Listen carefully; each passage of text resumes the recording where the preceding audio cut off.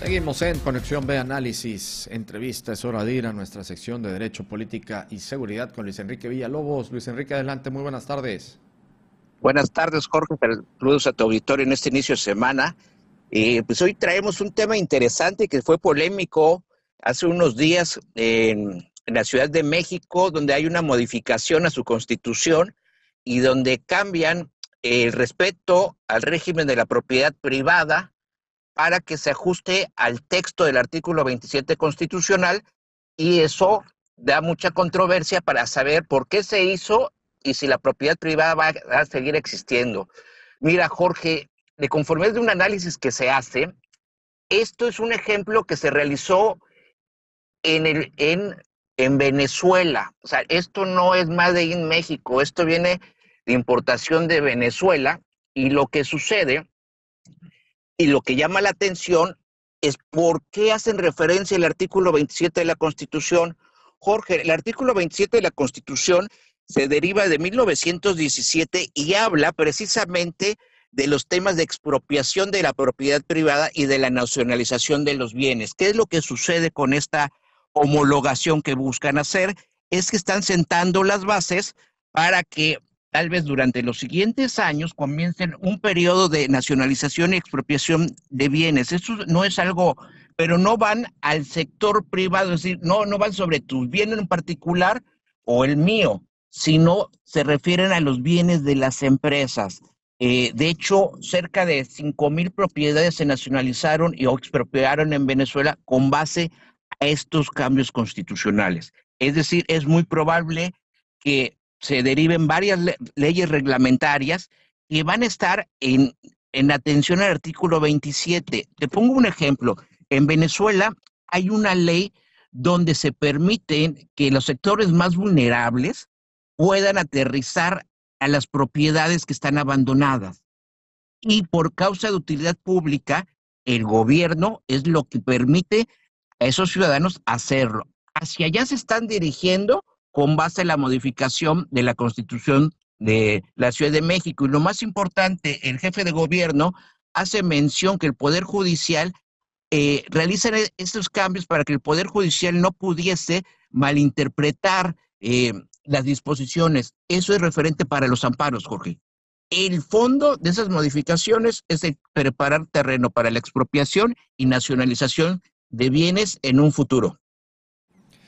Es correcto, Luis Enrique. Entonces, a ver, para hacer precisión sobre esto, porque bueno, ya también aquí sí es, bueno, realmente sí causó mucho escozor en la opinión pública esto que se dio en la Ciudad de México.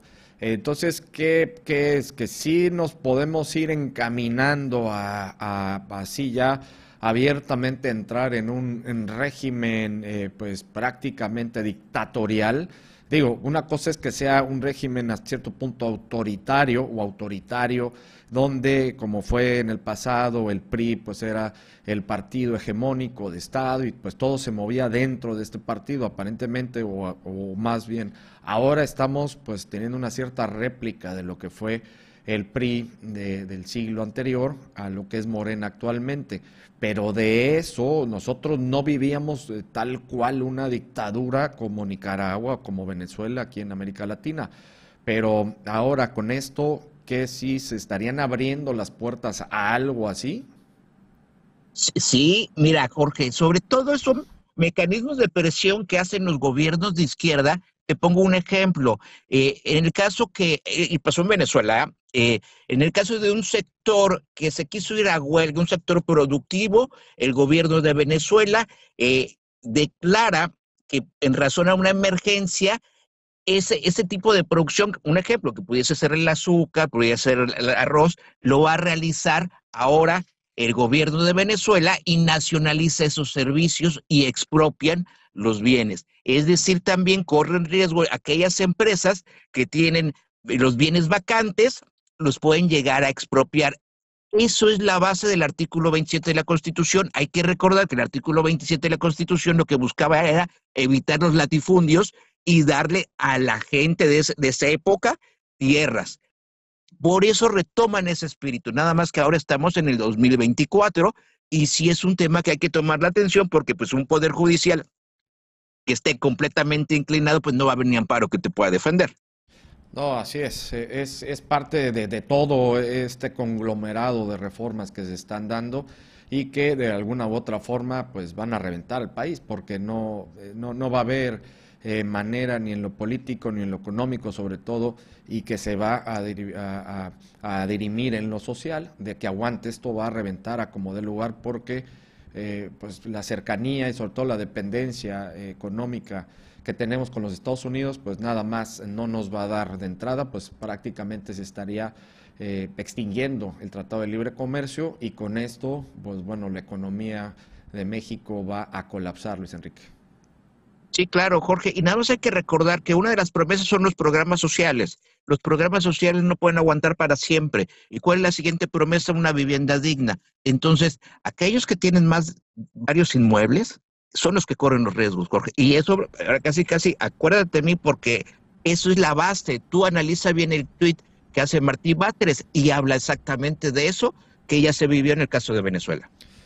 Pues vamos a estar al tanto con estos temas. Como siempre, Luis Enrique, muchísimas gracias. ¿Dónde te localizan? Villalobos-urbina@hotmail.com. Saludos, Jorge.